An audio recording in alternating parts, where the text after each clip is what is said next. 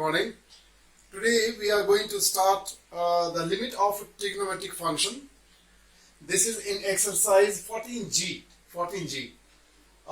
To find the limit of trigonometric functions, there are some very important results that we need to remember. So these are those 4 results which we have to remember, and we are going to use it in the exercise for finding the limit of a trigonometric function. The first result is limit x tending to 0, sin x is equal to 0. So you know that when the value of x is equal to 0, sin at 0 degree is 0. So there is nothing new. This is the same thing. We have this in the form of limit. That's it. Then limit of cos x is equal to 1. This result we need to remember. And then we will also remember limit of sin x tending to 0. If it is in the form of sin x over x, then the value of this whole limit will be equal to 1. Right? Here the important thing is that the angle and the number in the denominator must be same. So for the same angle only, if the two values are same to same, then only the value of this part will be equal to 1. Right? So this x could be anything. Right? It could be x, it could be x square, it could be 2x. So if this is x square, then this also has to be x square. If this is 2x, then this has to be 2x. If this is 3x, then this has to be 3x. Am I very clear? So when the two numerical values are same, when the two numbers are same, then only the value of this limit will be equal to 1. And likewise here also limit of x tending to 0, where 10x over x is equal to 1. So for this value, for this trigonometric function also, if it is in this format, then the limit of this trigonometric function will be equal to 1. Here also same like this, the two numbers must be same. Only when the two numbers are same, then the value of this limit will be equal to 1. So this is these are the 4 results that we have to keep in our mind, and we can go to the exercise. So the first question we say is in the exercise 14G is question number 1, right? Which is limit x tending to 0 sin 2x over x. Is it okay? We are asked to evaluate. Now we can see that what is the format of our question. From here we can choose one, whichever is more suitable. So this one will be appropriate formula to be used here. Now when I taught you this one, when I explained you, I said that this two has to be same. Only when this two has to be is same, then the numerical value of this one is equal to 1. So here now we can see there is a difference. There is a difference in the angle and then the number in the denominator. Only when these two are same, then the value of this limit will be equal to 1. So now in order to get the value of this part as equal to 1, we need to introduce a 2 here. Am I very clear? So what we can do is, we can in the next step limit x tending to 0 sin 2x. Right? Now this angle is 2x. So in the denominator also with x we would like to introduce 2. Only then in this case the value of this part will be equal to 1. Now since we have multiplied the denominator, we have introduced a 2 in the denominator, that means we have to introduce 2 in the numerator, and that 2 we can write outside. Clear? Because then these 2 will cancel and the quotient will remain as it is. So there is no change in the numerical value of the quotient, and the purpose is also solved by doing so. So therefore the value of this part will be now equal to 1. Therefore we will say this is 2 as it is, and the value of this remaining part, the limit of this trigonometric function is equal to 1. Therefore the answer is.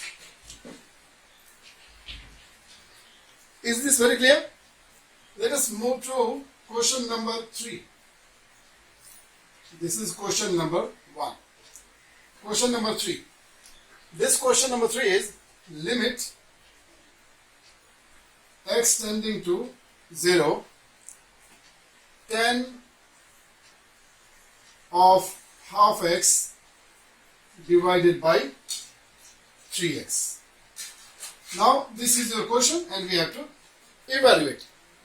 Now for the trigonometrical ratio of 10, we have only one formula. That means obviously we will try to match this question with this result, and we will try to make some changes in this question so that it can come into this form, and we can take the limit of this trigonometrical function as equal to 1. Is this okay? So see what are the changes that we are going to bring. Is equal to limit x tending to 0. Your numerator you can't do anything. 10 of whatever we can do only in the denominator. 10x. Clear? Now, in the denominator, because the angle is half x, so in the denominator also we want the same quantity. Right? So let us write. See what happens if I do this. So by writing this, what I have done is, I have introduced half in the denominator and 3 is forgotten. Clear? This 3 we cannot forget. So this 3 what we are doing is we are writing it separate. So this 3 I am writing here in the denominator. Clear? Now half is introduced in the denominator. So the same half has to be also introduced in the numerator. So I am going to introduce that half in the numerator. So with these changes, this question became in the proper format. Now after this we can write down the value. So the limit of this trigonometrical part will become now as usual equal to 1. And then remaining we will simplify. So half over 3 into 1. Clear? So half, and this 3 will go upside down. So it becomes 1 over 3, and therefore your answer of this question number 3 is 1 over 6. Unlike other questions we have two questions, right? This is one question and this is another question, right? In this question we have one trigonometric function, and in this question also we have only one trigonometric function. Clear? And then when you see the result also, in every result we have only one trigonometric function. Is it okay? Now when we see this question, then there are two trigonometric functions. Is this very clear? So whenever we see such questions where there are two trigonometric functions, it means this is a combination of two function question. So one will be framed with the numerator and another can be framed with the denominator. Is this alright? So what we can do here is, we will see the numerator as one question and the denominator as another question. Is it okay? Then in that case what will happen? See, limit x tending to 0. You know this sine square 5x actually is sine 5 whole square, right? But then in trigonometry we used to write the square always like this. Before also I have told you during the trigonometry chapter. So what we can do is, I can see this sine square 5x, I can write for the time being as sine 5x whole square. Am I very clear? And denominator I am writing as sine 15x. The problem of using this format is, if we use this format, then I said that this will become 0, this also will become 0. That means this question will come in the form of 0 by 0. That means 0 by 0 is undefined.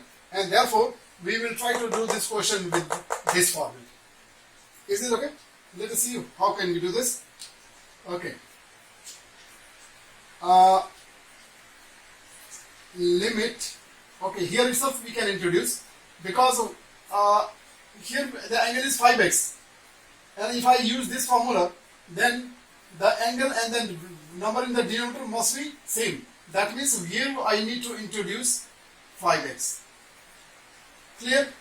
Please be very mindful that this 5x you are introducing inside the bracket, and the power of this one is 2. This is a square. That means actually what you are introducing is not only 5x, square of 5x. That means 25x square is introduced in the denominator of this number. Am I very clear?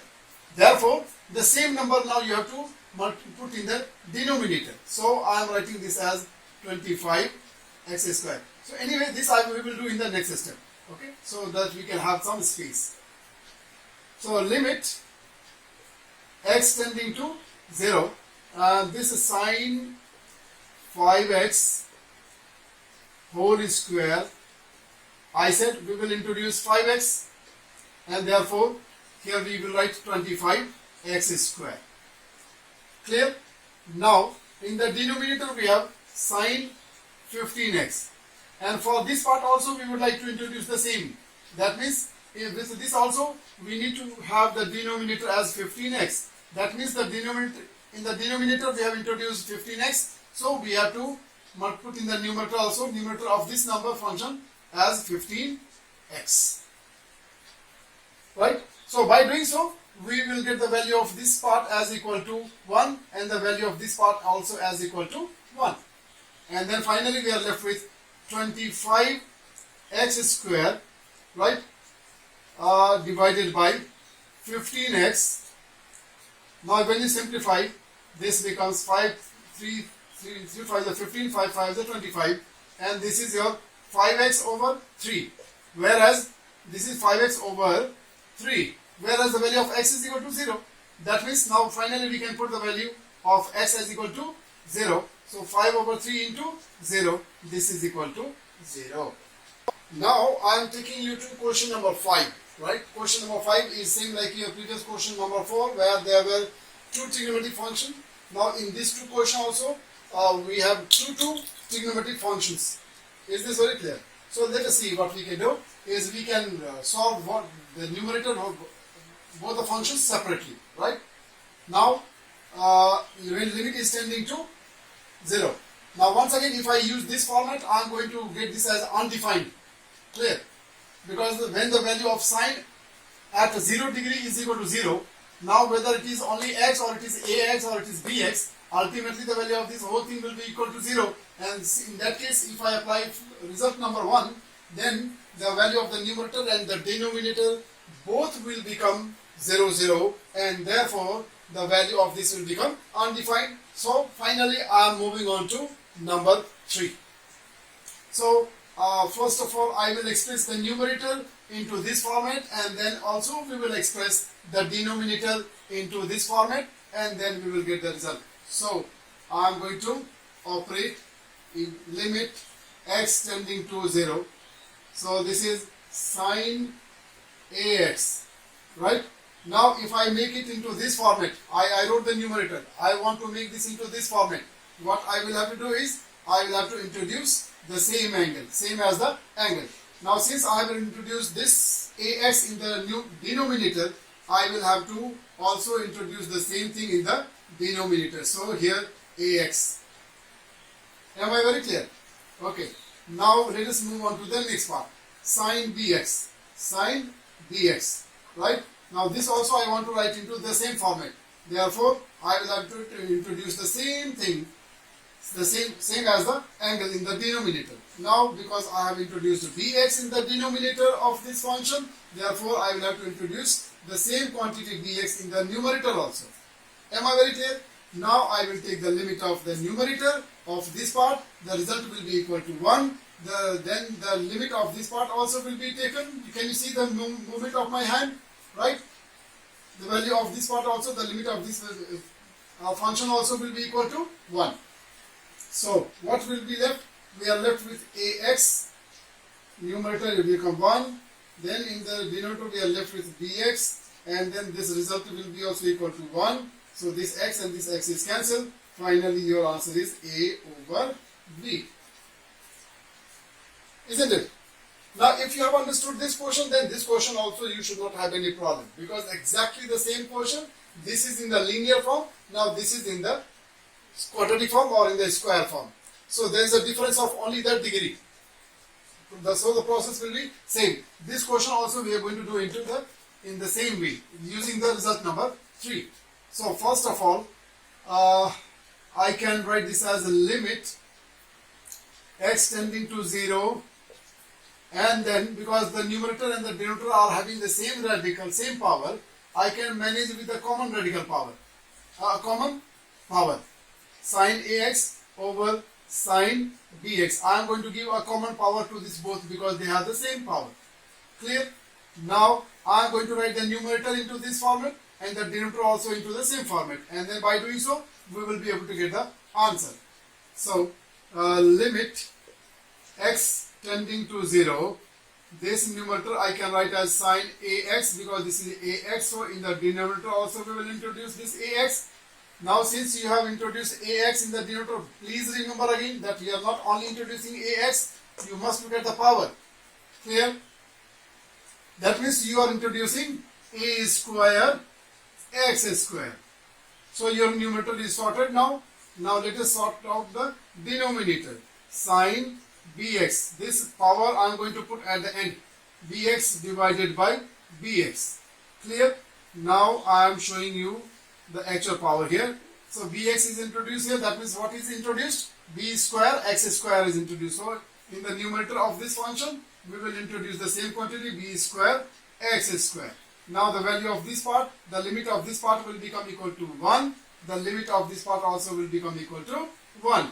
Therefore, we are now left with a square x square into 1 divided by b square x square into 1. X square cancel. Our final answer is a square over b square. Question number 11, right? Question number 11, if you see, you will find there is one error in the question in your textbook. It could be a printing mistake, not a very serious mistake. It could be a printing mistake. So, but anyway, we need to correct it. The question is sine cube a theta, sine cube a theta and sine square b theta, right? So the angles are a theta and b theta. Is it okay? And here, if you see the limit, it is tending to x tending to 0, right? So x value is given as equal to 0, whereas in the question there is no x. There is no x. This means this x is not x actually. Your angle is theta. Therefore, in place of this x, we need to have theta. So this is the error that you need to correct in your textbook. Okay. With this, now we are going to start this question. This question, once again, we will try to do it into this using formula number 3, right? Most of the time we are using, right, this and then this. 2, 3 and 4. Only sometimes we are using this formula, right? We can use this formula if there is only one function.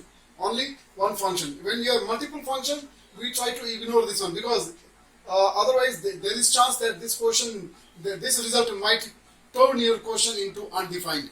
Therefore, we are using it only when there is one function. We will have some questions of that type where we will be using this function also. So here this is again multiple function. Multiple function, that means we will again once go to this form from result number 3. So we can write this as, to use the result number 3, we can write this as limit theta tending to 0. We can write this as sine a theta. This cube I am going to write as overall power, right, of the numerator. Now to have this function numerator in the form of this function, we need to introduce a theta. Clear? After introducing this, I am using the bracket and then the power. The power. You know the power. Now you can understand that what you have actually introduced. Not only you have introduced a theta, but you have introduced the cube of a theta. That means with the same quantity, we need to multiply the numerator also, a cube theta cube. Is this okay? Numerator is sorted out. Now denominator. This is also, we will use the same thing. We will use the power as overall. So this is b theta. And then here also we will introduce b theta. Then we will give this whole power. And then b theta, b square, b theta square is introduced. So b square theta square also is introduced in the numerator. This will make the numerator, this part, as equal to limit of this part will be equal to 1. The limit of this part also will be equal to 1. So finally we are left with now a cube theta cube divided by b square theta square. Clear? You know that the value of theta was equal to 0. So finally, first of all, we will simplify. So you are now left with a cube over b square into theta. Now theta is tending to 0. Therefore, the value of theta will be taken as equal to 0. And so the value of this part will be a cube over b square into 0 is equal to 0. This is your answer. Hope these questions are similar questions, so you will not find difficult. Now, this is question number 12, which is now a little different, which is somehow different compared to all the previous questions. Numerator, you can see what is the structure, and the denominator, you can see. Have you ever seen this kind of a structure before in trigonometry chapter? Yes, right? You got it. You remember that we have seen this in the compound angle chapter, right? Where we have seen this as sin C plus sin D format. So this can be seen as sin C plus sin D, and this will be seen as sin C minus sin D. Is it okay? So now we will use the result of sin C plus addition subtraction formula, and we will try to simplify this question. Is this very clear? So now sin C plus sin D. You know sin C plus sin D is, let me write, limit x tending to 0. We always take the limit of the given function after simplifying. Right? Every question you have noticed that we have first of all simplified, and then only we are taking the limit and getting the result. So here also we are going to do the same thing. We are first of all simplifying the given function. So first of all, numerator, it will be 2 sin, the formula is sin C plus sin D. You may remember sin C plus sin D, just a reference, is equal to 2 sin C plus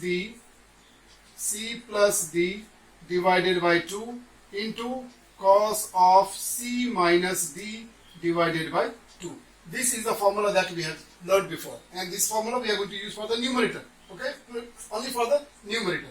So now sin C plus sin D, right? Now you know this is addition, and addition is commutative. Addition is commutative. So if I want, I can change the order of this one. No? Whether I see this as sin C plus sin D or sin D sin plus sin C, for me it will be same only, right? So here, because normally what happens is, why I am saying this is because normally when we write sin C plus sin D, our assumption is that C is always the angle bigger angle. Clear? We always assume that the angle C will be bigger than angle D. Clear? In that case, even this also will come out positive. Okay? So here I will change the order for our own convenience. So 2 sin C plus D, that means 6x plus 2x, 2x plus 6x divided by 2. Clear? Then cos C minus D. I have taken this as C. So 6x minus 2x divided by 2. Is this very clear? This is my numerator. Now let me sort out the denominator. Denominator is sin C minus sin D, right? Sin C minus sin D. What happens is this sign will change into cos, right? And cos will change into sin. The rest will be same. So let us apply that. So 2 cos, right? 5x plus 3x divided by 2, and then into cos sin 5x minus 3x, 5x minus 3x divided by 2x. Is it okay? So what happens this now? Limit x tending to 0, this 2 and this 2 will be cancelled. This 6x plus 2x will become 8x. 8x divided by 2 is 4x. So we will write this as sine of 4x. This will become 6x minus 2x is 4x. 4x divided by 2, 2x. So this will be cos of 2x. Denominator. This will become again cos of 4x. Okay? And this will become sine of x. Because 5x minus 3x is 2x. And 2x divided by 2x, or 2x over 5x minus 3x is 2x. How come this is x? So this is only x, because this is 5x minus 3x is 2x, and 2x divided by 2 will cancel, and only you will get the angle x. Is it okay? Now what we can do here is limit. Now what can we do? What can we do? We can see this as 10x. Can we see this as 10x? No, we can solve this question in other ways also. Okay, please remember, every time I am repeating that I am teaching you with one method. All the possible method cannot be taught. So I am doing it by one method. If you have any alternative method, please you can go ahead with that. Is this very clear? If I take this as tan 4x, let us see what happens if I take it as tan 4x. Is this okay? And then this is cos 2x and this is sin x. Cos 2x and sin x. Clear? Sin x. Cos 2x. Cos 2x. And then I will write this as sin x. Because their angle is different, therefore we cannot say that this is cot x. Am I very clear? Now how I am going to take the limit of these three different functions? Okay. So let me take, first of all, for this I have only this option. So this is limit x tending to 0. This is tan 4x. That means I need to introduce 4x in the denominator. So I need to have this 4x here in the numerator. Is this okay? For cos 2x there is no problem. We can take this, right? We'll take the limit of this directly. And the value of this will be, if the value of x is 1, right? Because x is 0. X is 0. So whatever is this angle, it will be always equal to 1. So let me write this as cos of 2x as it is, because this is going to give us 1. Right? The problem is with the sin x. Right? If I use this one, because there are multiple functions. If I take this one, this will spoil the whole question, because it will make everything undefined. Therefore, I am going to use this format. So this is sin x, right? So I can introduce x in the denominator. So this same x we have to introduce here itself, here also. Am I very clear? Now what happens is, this will make it 1, this will be 1, the limit of this also will be 1, and limit of this also will be 1. Right? So what is left now? We are left with 4x over x. Am I clear? This x and this x is cancelled. Your answer is finally 4. Hope I could make you somehow clear. So we will end this session here with this question number 12. Right?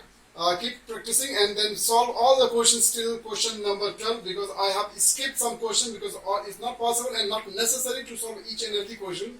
But of course I did quite many questions, and some questions I have left for you to practice and then complete up to question number 12. So thank you so much. Keep watching the classes and stay safe. Thank you.